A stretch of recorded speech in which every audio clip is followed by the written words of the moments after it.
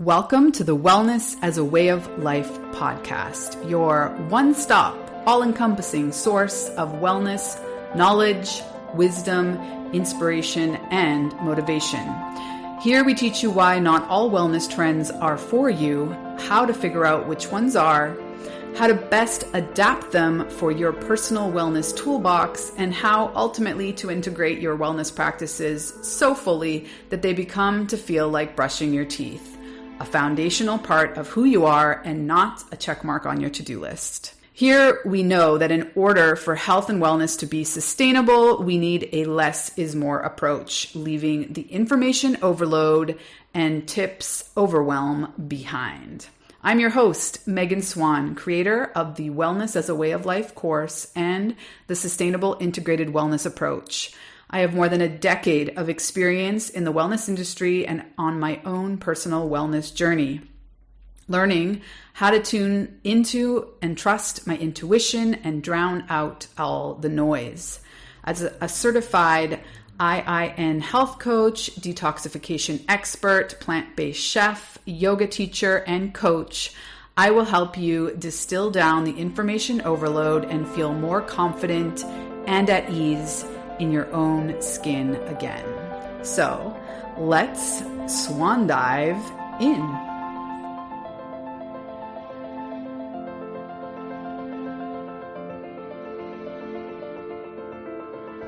This week on the podcast, we are talking to one of the incredible women who has already taken the Wellness as a Way of Life course. She is a fellow sober curator. That is how we met, through the Sober Curator blog, but she is also an astrologer, a dog lover, dog trainer, I would even say dog whisperer. She is an incredible human, and I am so thankful that she wanted to participate in the beta version and give me her honest opinion. We talk about how really the course helped her soften her rules, how she learned to trust her wealth of knowledge around health and wellness, and personalize her own process, lifestyle, and journey, and truly make it her own. Analisa Six is here to tell us all about her personal reflections and experience and the major takeaways that she gained from taking the Wellness as a Way of Life course. It's really been an honor to work with her, and I'm just so thankful that she has had the positive results that she has. So let's get into it with her and hear all about her experience in the course.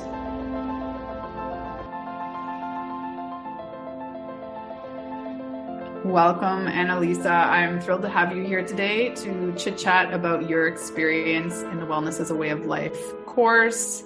And what were some of your major takeaways? So let's start with how are you doing and how's your year been so far? Little update. How's my year been so far? It's been interesting. I am currently not working due to health issues, which was what inspired me to say yes to doing your beta course. So it's been like kind of an identity crisis year of me having to accept focusing on my health and not productivity mindset. Like, I've always been somebody that's really career driven, and usually I'm working on like a lot of things at one time. So I feel like simplifying and leaning into just not being so productive all the time in the ways that I used to be has been a challenge, but also I feel like I'm learning a lot of value in the other side of life that sometimes people don't learn until they're pushing retirement. So I feel like there's a blessing in it that I'm trying to see. Yeah. So first of all, I'm so happy that you participated, particularly because I know you already have quite a history and a wealth of knowledge in the health and wellness space for various reasons over the years.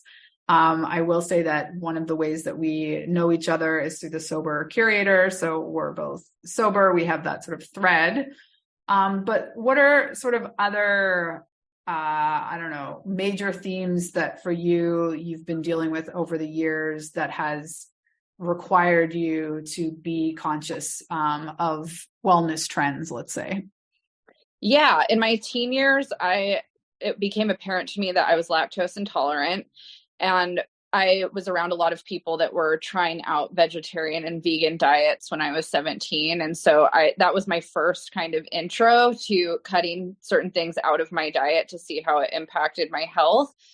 And then I was diagnosed with IBS when I was 23. And that was also another period where I started to have to really, educate myself on my nervous system and my health and various things. And then when I was 25, that's when I decided to go back to being vegan, because I had taken a break from being vegan for, I think, like 4 or 5 years.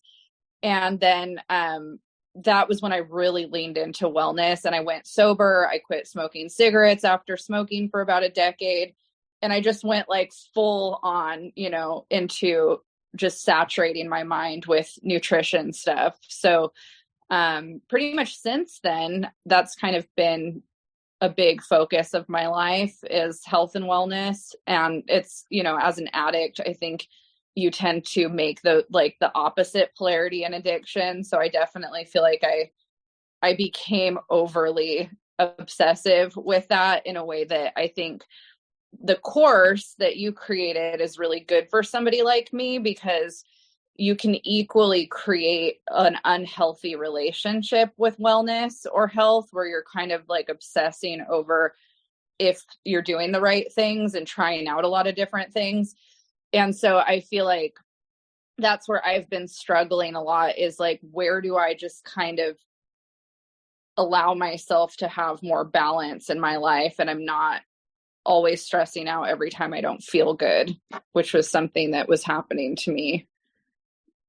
Yeah, well, can you speak a little bit more of this dynamic, that we can have a lot of anxiety, particularly when we're not physically feeling well and we don't quite understand why. So we seek out comfort and security in some expert opinion or some new rules or some sort of like miracle solution that's going to make us feel secure again and not have to worry.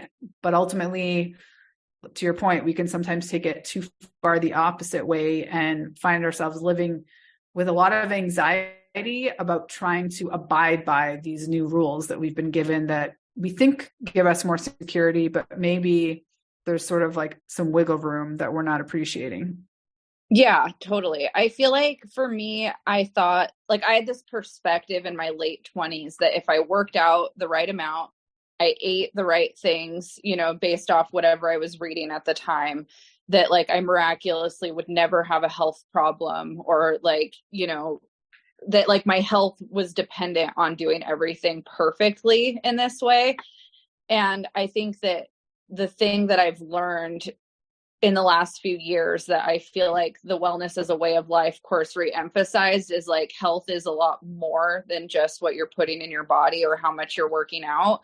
And I think in succession with wellness as a way of life, like all the other like podcasts and, things that I've been reading that are coming out too about the nervous system and how like your health really is kind of indicative of your state of mind just as much as it is what you're putting in your body or how much you're exercising. And if you have a poor relationship with what you're putting in your body or exercising, and your mindset's poor, like that's also going to make your health poor too. So I feel like the thing about wellness as a way of life that was positive for me was remembering that and being reminded of that. Because even with when I learned about having IBS, like the gastrointestinal surgeon was like, you can eat whatever you want. It doesn't matter. If your mindset isn't right, like if you're stressed out when you're eating, you're going to have a flare up. And it really upset me at the time, because I was like, well, or a doctor, you should still be promoting like a nutritious diet. But at the same time, it's true. Like if I'm stressed out and I'm anxious, or if I'm not doing things in my life that promote good mental health, I could be eating a really healthy, nutritious diet and still have an IBS flare up. And so I think for me, this kind of time period and looking at like holistic health has been about those other sides of health that don't always have to do with diet and exercise. And also having like, I now, because of the course and kind of our one-on-ones, I don't really have any judgment towards my food intake anymore. Like I feel very much like I'm doing all the right things and have the right skills for that. And I'm noticing that my health is more related to the other stuff, like my nervous system and mindset stuff. So I think that you did a really good job of like showing that part and the ways that you can intentionally work in those other things, and just not having anxiety about food as much is huge for me, because again, like it doesn't matter if it's the right foods. If I'm feeling anxious about it, like it's just not going to do what it needs to do for me. Yeah. Well, I think particularly as women, we have anxiety around food. Like we really are always have a thread of concern about what are we going to eat? Is that okay what I'm eating? What is the, outcome of what I'm going to eat? And ultimately it can get quite toxic quite quickly if we're not, giving ourselves a little bit of grace and trying to bring in things like presence, enjoyment, pleasure, looking at it from a nourishment standpoint, opposed to, this calories in, calorie out thing that a lot of us sort of consciously or subconsciously adopted in our teens and 20s.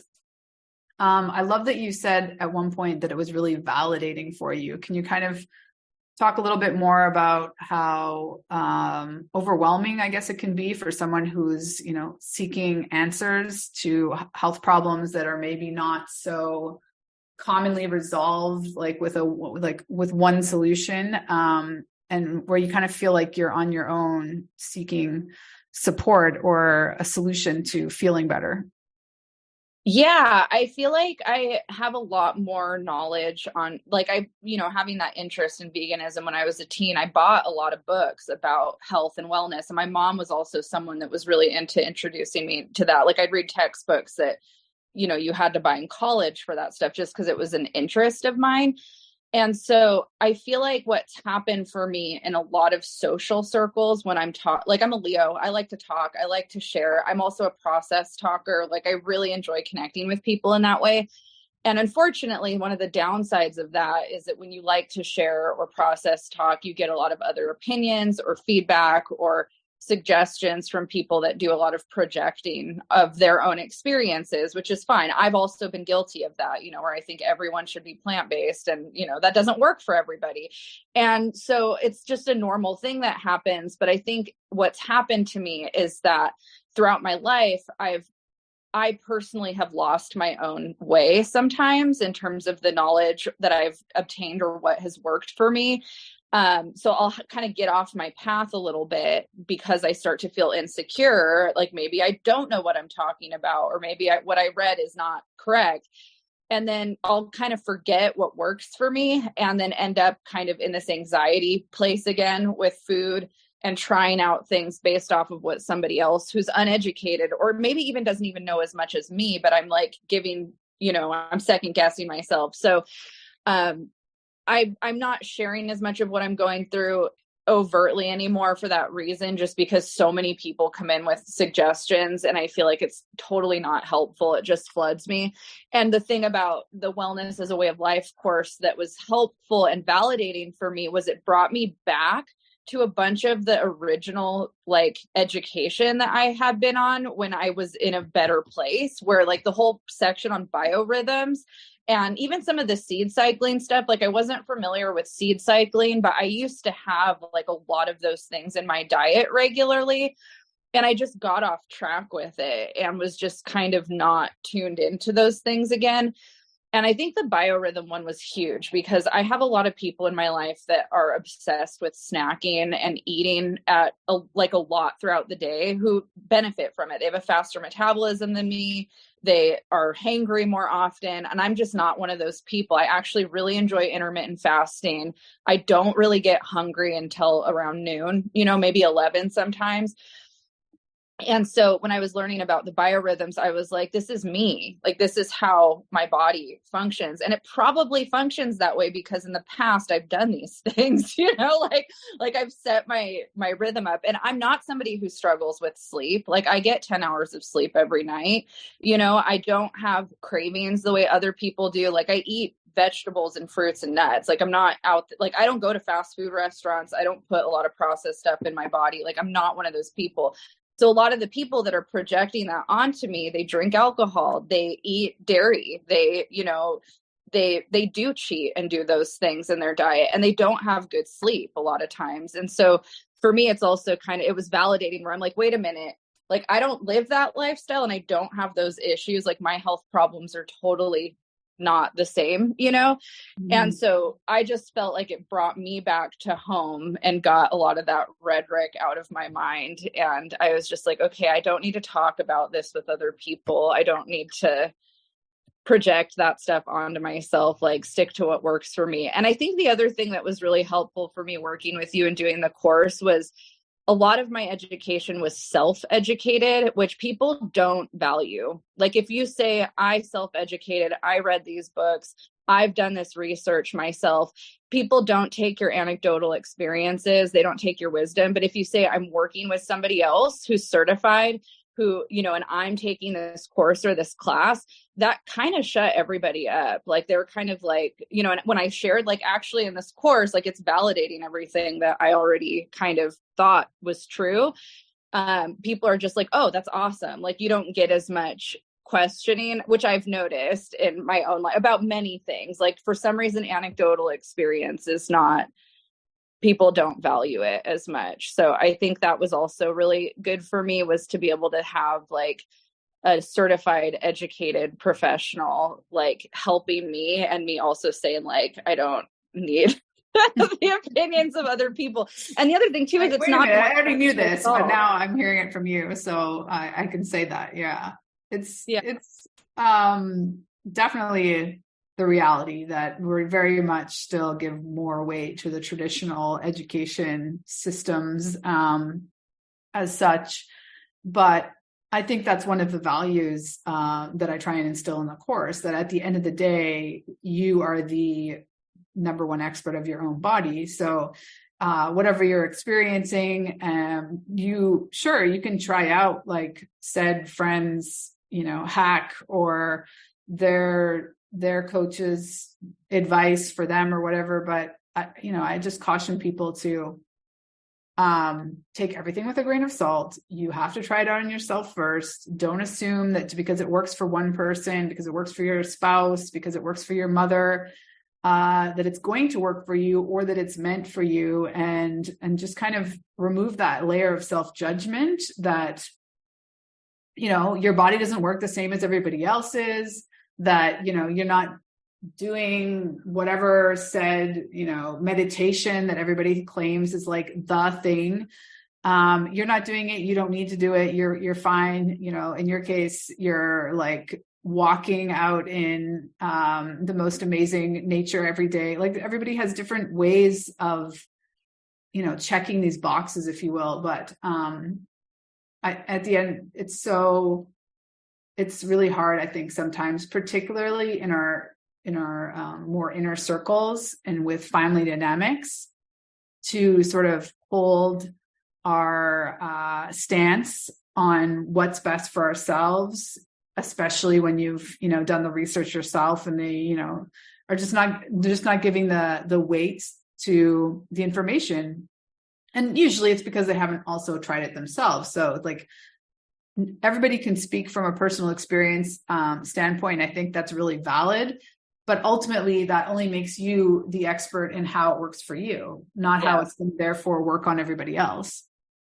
Well, and that was the thing, like I was nervous about signing up for the course because of that. Like I was like, God, I don't know if I need like one other thing kind of doing this in my head, you know, but the opposite happened. And I was really grateful that I pushed past my insecurities with it, because your approach to wellness, I feel like after all of my years of like this kind of roller coaster of figuring stuff out, I feel like where you're at, you know, with the course and the holistic part of it is where I've gotten to in myself. Like it's not one size fits all, you know, which a lot of wellness programs and people lead you to believe that if you just do what I did, you'll have these results. And that now is super red flag to me, you know, like that's just not how it works. And so it was really refreshing to be in a group with different individuals experiencing different things that work for them, and to have this like respectful, open dialogue about it, where it wasn't like, oh, well, you need to do this way in order for this to work. Like, why aren't you doing it this way? Because that's just, it ends up being very punishing for people, not very reinforcing.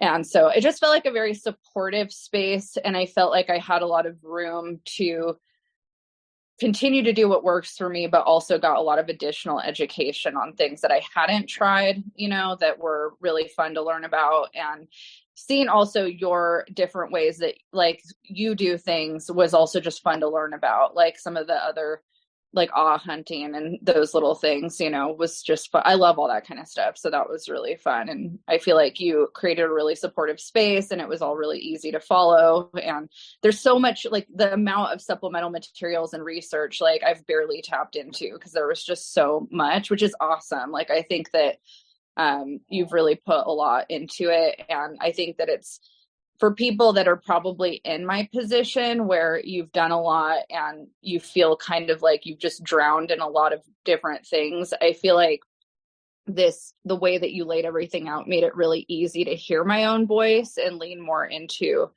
the things that I enjoy and be less like, is this the right thing? And I feel like since doing it, I've also been listening to a lot more podcasts here and there that I almost feel like have been validating that too. So it does feel like the culture is moving more in that direction. And I think that it's just refreshing. Like, I'm just very much like, okay, cool. I'm glad that we're all getting to this place, maybe that it's not so simple. You know, good health is not so black and white.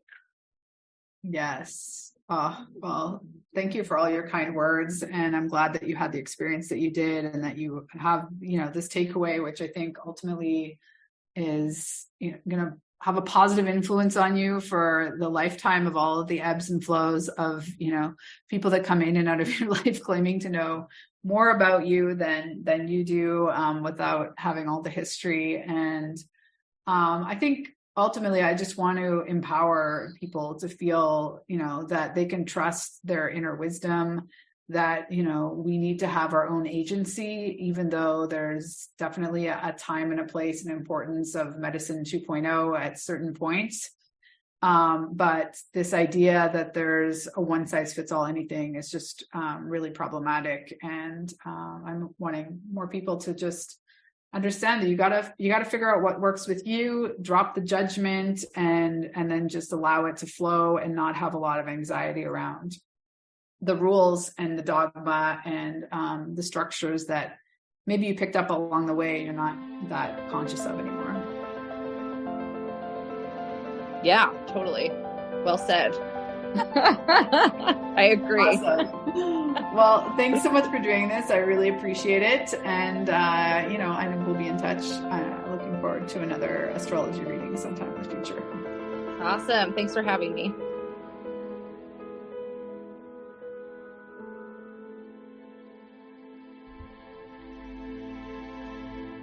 Thanks again for listening to the Wellness as a Way of Life podcast. As you know, we love bringing you valuable content that helps you improve your wellness. This podcast is sponsored by the Wellness as a Way of Life course. The course experience is the ultimate and only wellness course you need to have in your back pocket. If you're looking to feel more confident and at ease in your own skin with consistent energy, this course is the perfect solution for you. And the best part, as a listener of the podcast, you'll get an exclusive discount on the course. Just use the promo code WELL4LIFE at checkout to receive 10% off of your purchase. That's capital W, ELL, the number 4, capital LIFE at checkout. 8 incredible women have taken the Wellness as a Way of Life course and can attest to the massive value it provides. Consisting of 60 plus audio lessons, a dozen videos, the Wellness as a Way of Life workbook, and the Wellness as a Way of Life daily tracker, menus, playlists, readings, and the Megan Swan Wellness Resource Vault. It makes it the most comprehensive, less is more, holistic wellness course on the market. So if you're ready to take your wellness skills to the next level, head over to the website linked here in the show notes and enroll in the Wellness as a Way of Life course today. Hey there, one last thing I wanted to share with you. If you're enjoying this podcast, it would mean so much to me if you could rate and review it on your favorite podcast platform. It really does help us grow the show, and this being so important to me to get this message out to more women to help them optimize their wellness and ultimately their lives. This is my mission, and I would greatly appreciate it if you could support the podcast by rating and reviewing. Thanks in advance. Have a good one.